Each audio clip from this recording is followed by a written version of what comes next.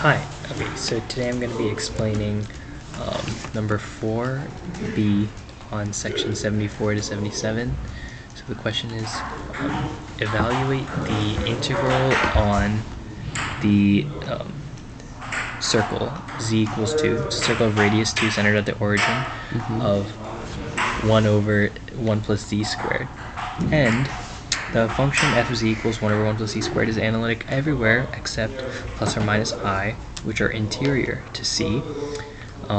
So we can apply the section 77 theorem, which basically says that if you want to compute this integral, you find the residue at z equals 0 of 1 over z squared f of 1 over z. So if you compute 1 over z squared f of 1 over z, you get the same thing, 1 over 1 plus z squared. So now we want to find the residue at z equals 0 of 1 over 1 plus z squared.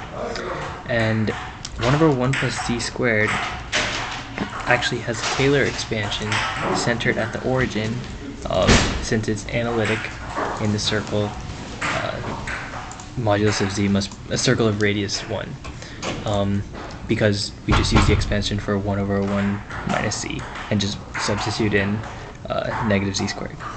So since it has a Taylor expansion, that means it's not the coefficient of 1 over z must be 0. So that means all the bi's must be 0. So therefore the residue is 0. So therefore the integral c on c of f of z dz is 0.